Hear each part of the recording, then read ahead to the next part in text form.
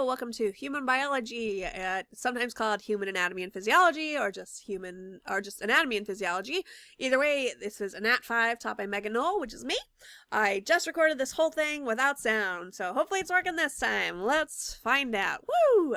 Okay, so welcome to the course. How does it work? What's happening? How am I graded? How do I access it? Good news, I'm here to tell you everything. So I'm Megan. I'm not a doctor. Please don't call me a doctor. I am I studied comparative marine neuroendocrinology. Well, just comparative neuroendocrinology. I focused on sharks and stingrays for my master's work, and then after that I worked in rats looking at reproductive transitions. My biggest passion though was thinking about stress, and also how people learn, and how to help people learn that science is not as scary as they think it is. Science is accessible to all, and it should be accessible to all. And so instead of being a research scientist, I became a teacher and a professor. So I teach some adjunct classes for Monterey. I've been doing that for about 10 years. I think I've taught this class literally 25 times. So I'm always learning new ways to make it better, but please let me know if you think of other things I can do to help you be more successful. I also teach my full-time job is running a high school research institute in Los Angeles. And so it's a kind of like an elective that runs out of a high school, where students develop and learn how to do research skills that will help them when they get into college and beyond. It's very fun for me. It's bonkers in the best way.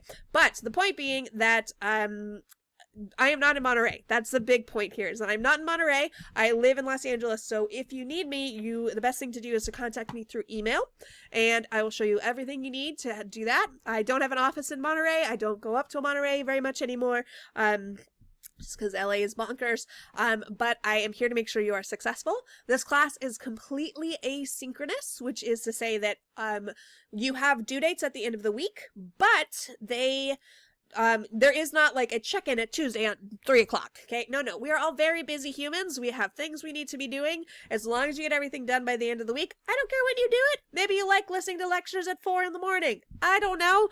You do you, bud. Just make sure you get things done by the time they're due, and you will be successful, okay? So let's talk about the course, how it works, how do you get to it, what's happening. Let's do it. Okay, so as a Monterey Peninsula College student, all of your courses go through, can be accessed through Lobo Apps, and then once you hit Lobo Apps, through Canvas, okay? So Canvas is our LMS, so Learning Management System. Access denied. I need to leave. I'm in student view. It doesn't like that I'm in student view. Okay. Back to normal view. You can see I have taught this class, health and environmental science, a few times. And this is our class, the pink one this year. You're going to see, when you look at this class, here's what you're going to see. It'll pop up on this screen. It'll either pop on it should pop up on this screen. There's also a homepage that it's supposed to go to, and it's not going to it, but the homepage link just takes you to this screen, so it's fine. This over here, you're going to see, because of the way that the course gets set up, you end up seeing a lot of things that are due way in the future. Just ignore those, and just look at what is due this week. Also, you can just look at the module in front of you, and that will tell you what's due this week, okay? And so, let's get into it. I told you a little bit about me. Let's talk about the syllabus. Let's talk about the book for the course. So, the syllabus. When you click this, or if you go over to syllabus, you will get the same document, this PDF. And this is the official syllabus for this class. Okay. Let's see, I've talked about this. I'm not local. This is a lab component. This class has a major lab component, so there are some things we have to do in order to make it as rigorous and fair as the people who are taking it in person. So for that reason, you're going to have lecture modules and you will have labs, okay? So this is the exact same as in person. You have about 3 hours of recorded lectures that are made available online. If this were an in-class you would either meet for an hour each week to do lectures, or an hour 3 times a week, or twice a week for an hour and a half to do the lectures. And then you have 3-hour labs per week. Now, you will also need to spend at least 3 hours outside of class studying the material and doing the assignments, because that's just the nature of the beast. In science courses, especially biology type courses like anatomy classes, you learn as much vocabulary as you would in an intro language class. But in an intro language class, that's the whole focus, right? And in a biology class or an anatomy class, you are learning vocabulary and how to apply it and how to apply it correctly, because you might need it to save someone's life someday. And even if you never go into a medical field, you have a body, so it's good to know how your body works and what's happening and what's that mean and what's that noise, what's this, when do I go to a doctor? Guess what? If you know more anatomy and physiology, you will know better answers to those questions. Okay, so the way I like to think about this class are lectures, or where you're learning the physiology, which is how the body works, or different parts of the body. And the lab is where you're learning the anatomy, which is what are the things and how do they interact with each other. Okay, so if I were to show you I used to have models here to show off, and I took them out of my classroom. But if I showed you a skull and I said, let's talk about the anatomy of this skull, we would be looking in saying, oh, well, here is the zygomatic arch, and it touches the temporal bone. And so there's actually, the temporal bone is here by your ears, and it has an arch that also comes out. And so that becomes the temporal arch, or it becomes the zygomatic arch of the temporal bone, which connects with the temporal arch of the zygomatic bone, and they meet in the middle and they fuse, and you would see that on the skull. Okay, the nice thing about taking a human anatomy course is you can literally use yourself as a model for a lot of it. Okay, so the anatomy is just, what's that thing called? The physiology is, why? What is it doing? So we have cheekbones partly because that's where a lot of muscles are attached, right? We have the muscles. If you feel, you can feel your some of your jaw bones, your jaw muscles attaching directly to that arch. Okay. You can also feel there's a muscle here, the sternocleidomastoid. It's called that because it connects to the sternum, the clavicle, and the mastoid, or the mastoid, which is part of your jaw. Okay, so a lot of times those words are going to tell you what they mean. So the sternocleidomastoid is the muscle that connects the jawbone, the clavicle, and the sternum. Okay, oh, look at that. It all comes together. That's anatomy. The physiology is how it does that, right? So you need both parts of the class to get a full idea of what's happening in the body. Okay, let's see. Moving on from there. Okay, so I'm not going to go over the rationale, general, blah, blah, blah, blah. The big thing that you need to know about this course is the textbook. So the textbook holds essential, blah, blah, blah, blah. They've given up on giving new editions because they figured out we always just use whatever the cheapest edition is to try and save y'all money. And so they're annoying and they've gotten rid of that.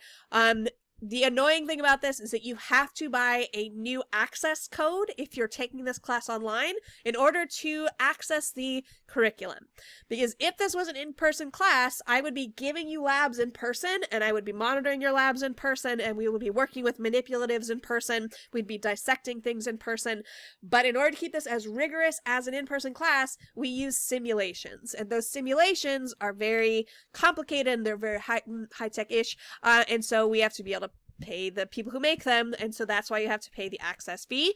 So the way you either can go to the MPC bookstore and buy the new version of the book. I think it's $122. You'll get the textbook, a physical copy of the textbook, and your access code.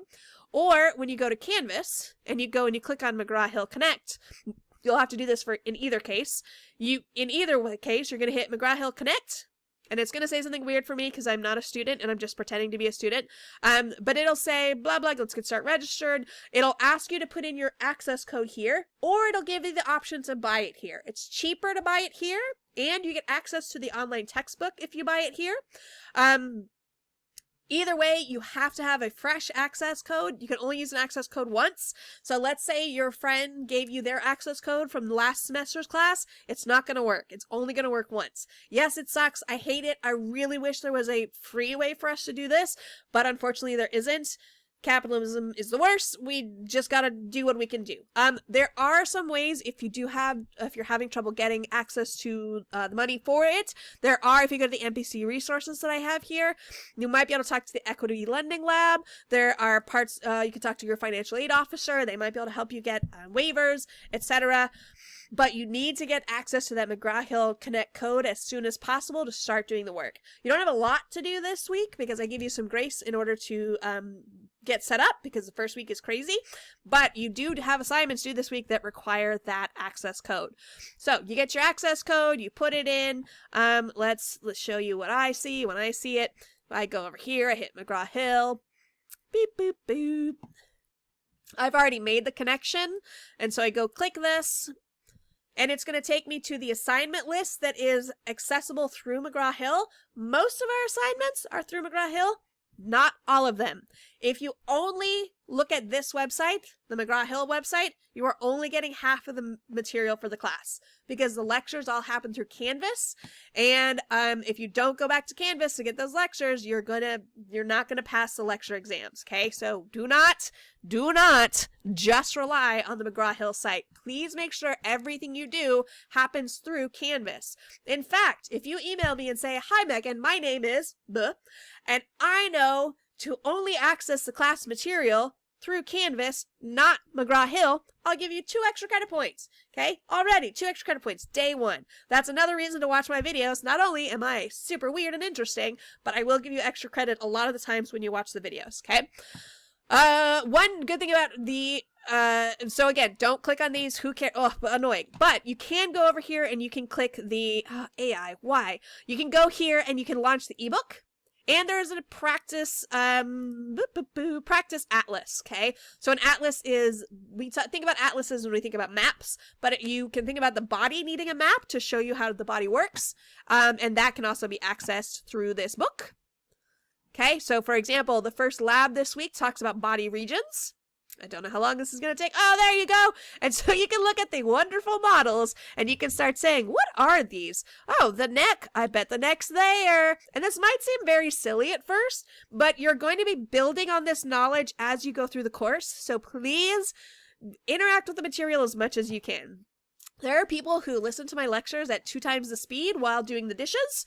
This is not a podcast. Please do not do that. First of all, I have no idea how you could listen to me at twice the speed. I have ADHD and anxiety and PTSD, and this is just the speed my voice does.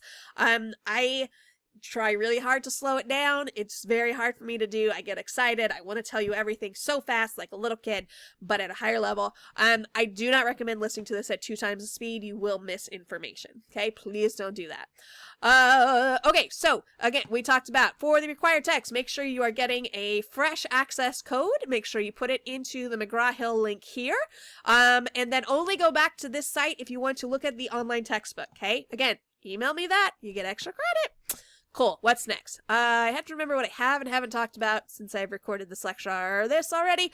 Okay, let's go back over here. We'll follow this. Okay, so again, the course website, Canvas. Everything you need, go through Canvas. The Canvas will tell you, let's view as a student. Canvas will tell you what's due. Canvas will tell you for the first few weeks, I give you a recommended schedule. Okay, because it can be very hard to navigate your first online asynchronous class. We don't meet ever. This is all on your schedule. Just make sure you get everything done by the due date. So in order to help you, I give you for the first few weeks what I would do if I was taking this course. Ideally, if I was 18 and taking this course, I would say I was going to do this and then I would forget and then it would be a disaster. So please don't be me. Be someone who is more organized than that is all I can really hope for you. Okay, so for example, the first thing, pick whatever you want the first day of your week to be.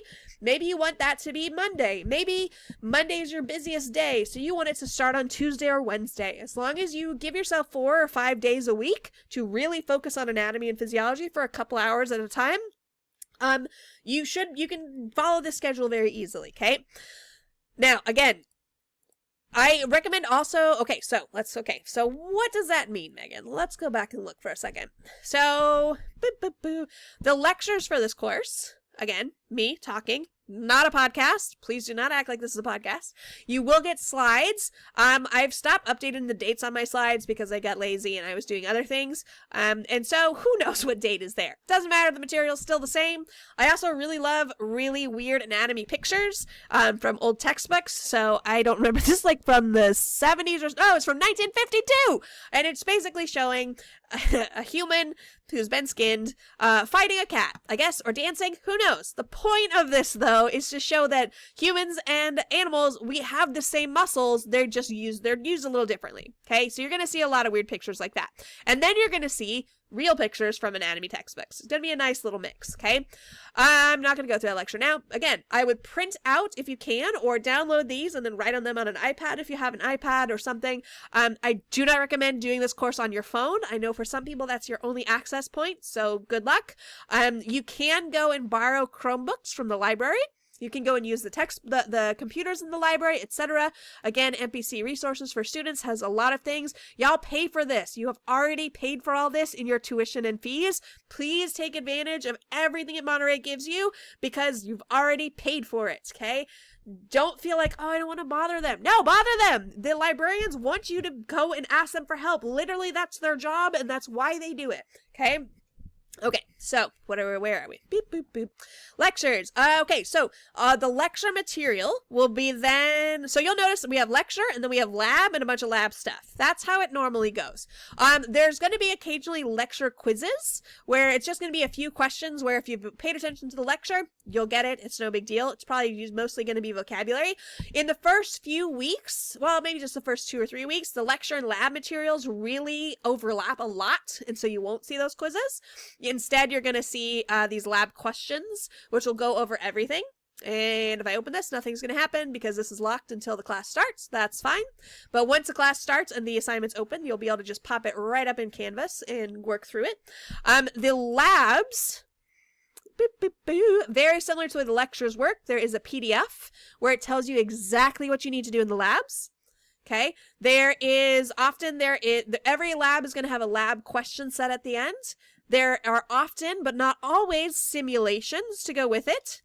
And there is always, always, always a list of bolded words, which are fair game for the lab practicals. Now, some people think lab practicals, scariest thing in the world. It's a 100-question test that you have to take in 60 minutes or less. It's open notes, but it's a proctored test. And so you won't be able to leave the screen once it's open without the test ending. That's just the only thing we can do to combat AI and people cheating, etc., etc. If you take really good notes, not only will you actually learn the material really well, but you'll be able to really quickly go sort through your notes in order to find the answers if you don't have it off the top of your brain. The ideal student will be able to look at something and say, sternocleidomastoid, done. I got it. I don't have to think about it. That's where you should be by the end of this course. But again, you're still learning how to learn this material, and so be easy on yourself when you're still learning it, okay? Let me go back to this. When you are going through the class material, so here's how our points work. Again, we're asynchronous. Attendance only matters in that if you do not, let me go back over here real quick. If you go to, so the view you can see who's in your course. And you can email them and say, hey, do you want to start a study group? There's going to be discussion places where you can go in and say, hey, who wants to, let's do this, let's do that. I'm not going to require discussions because I think there can be a lot of disingenuous interactions rather than real worthy things. But there will be places where y'all can discuss with each other if you want to make study groups or what do you think about this or blah, blah, blah, etc.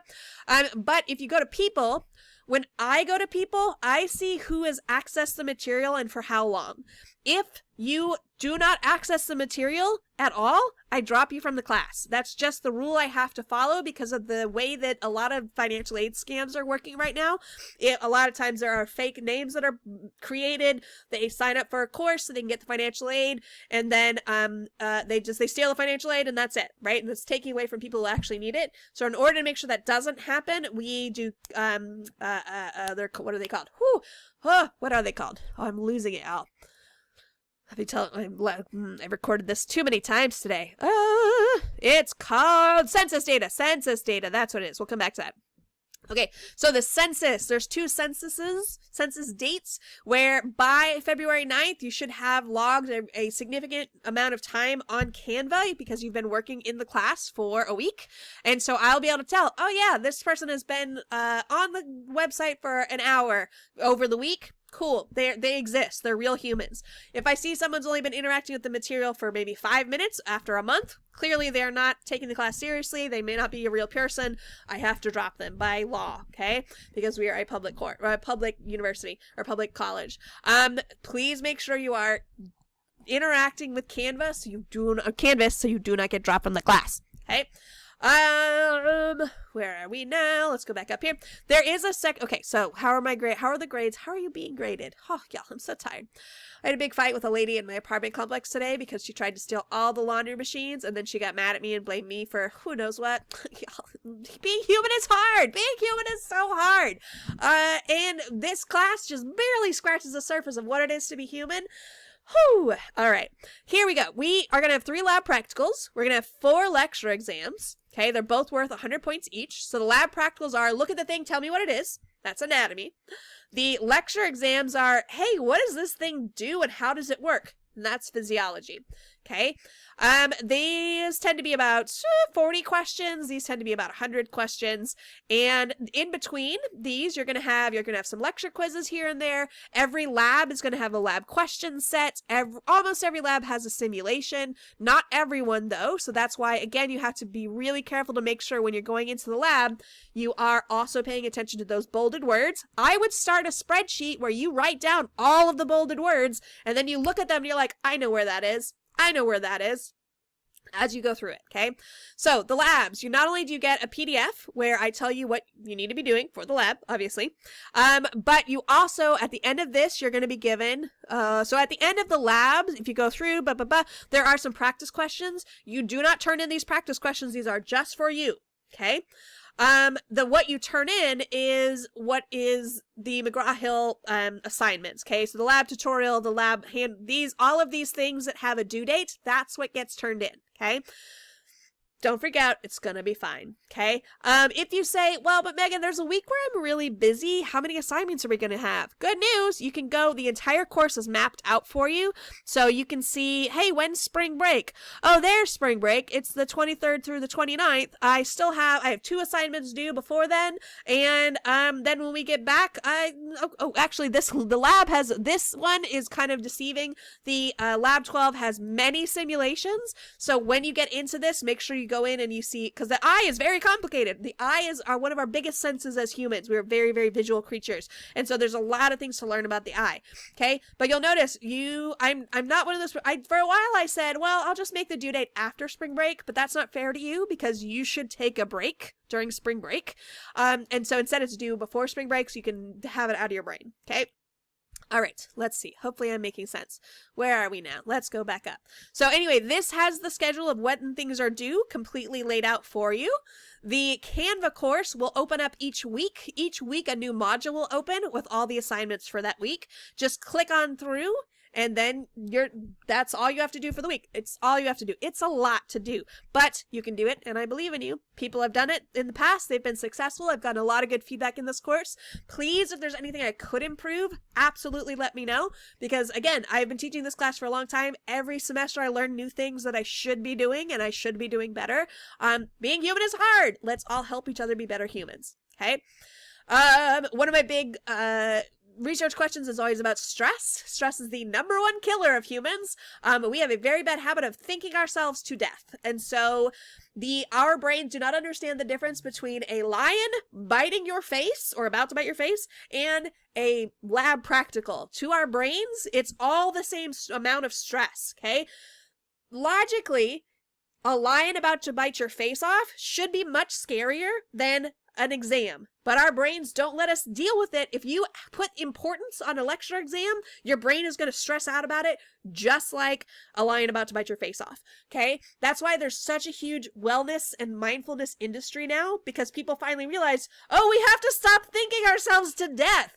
So pay for this app and meditate with me, right? So there is a huge now resurgence of trying to rest while also saying if you actually can't, you have to do all the work ever. And being human right now is very hard in the US. I really hope everyone is safe right now. Please take care of each other and your communities.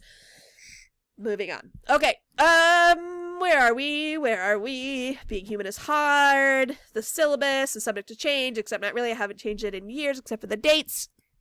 Boop, boop, boop. You can take this class, pass, fail. Here are the grade breakdowns.